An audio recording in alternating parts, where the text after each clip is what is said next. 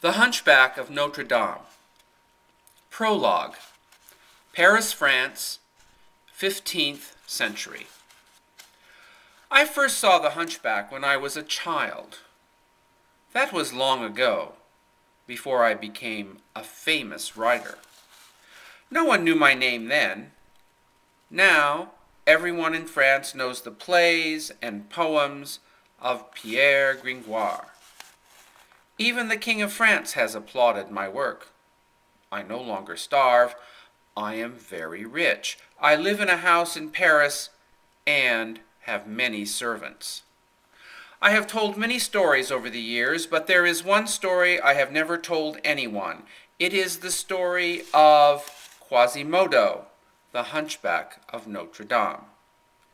As I said, I first saw the Hunchback when I was a child. It was a bright and sunny morning in Paris. I was rushing to class. As usual, I was late. My chores had taken too long. I was not prepared for the day's studies.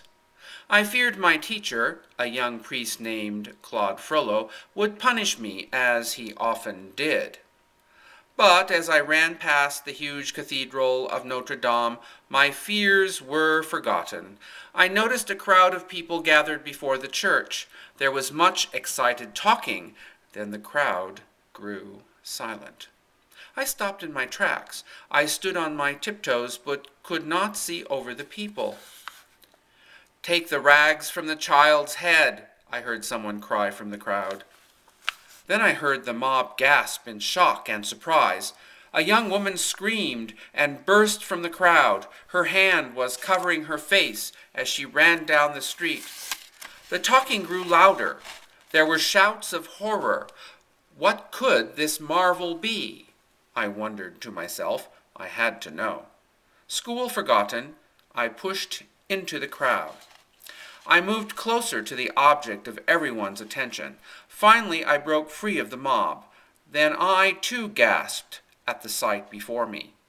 Someone had left a child at the door of the church. This was not an uncommon thing. The people of Paris were poor. Many families could not afford another mouth to feed. Children were left to the charity of the church. But this was no ordinary child. It was a boy about 3 or 4 years old. He was tied to a board with old rags. His face was truly terrible to see. His features were twisted. Red hair topped his misshapen head. His lips were thick, and 2 teeth stuck out like tusks. One eye was forever closed. His body was twisted too. His legs were short, and his spine was bent into a curve. A large hump protruded over one shoulder. Like a wild thing, the ugly boy struggled against the bonds that held him. He glared at the crowd with hate and fury. Finally, he opened his mouth and screamed. It was a sound that sent shivers down my spine. When the child cried out, the mob stepped back in fear. I stepped back too, then tripped and fell on my rump in the dirty street. "It's a monster," one man shouted.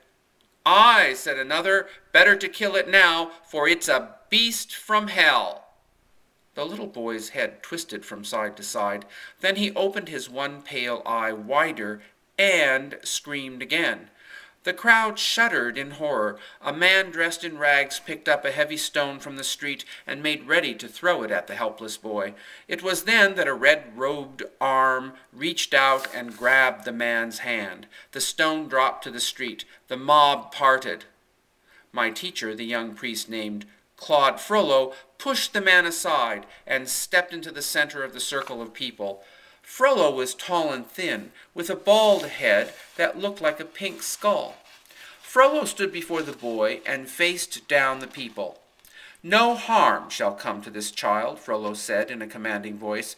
"But he is a monster," a woman cried out. "God has marked him for his evil."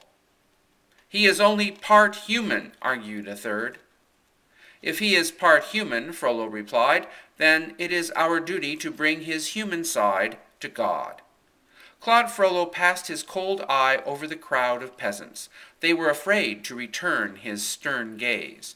The people of Paris feared Claude Frollo and told stories about him. They said he studied the books that a dead sorcerer had left behind, evil books filled with magical spells. As a child, I believed those tales. After all, Claude Frollo never smiled, and he seldom had a kind word for anyone. In all my life, I only saw him show mercy once. That was on this day, with this poor, deformed child. If he is part human, the priest continued, then that shall be his name. Claude Frollo stepped closer to the boy. The child grew silent as the priest placed his hand on that twisted forehead. I adopt this child in the name of the church. From this day forward, his name will be Quasimodo, which means part man. Claude Frollo loosened the bonds. He took the twisted child into his arms and held it protectively. The boy called Quasimodo did not cry again. He seemed to understand that Claude Frollo meant him no harm. Without another word, the priest pushed his way through the crowd and took his adopted son into Notre Cathedral.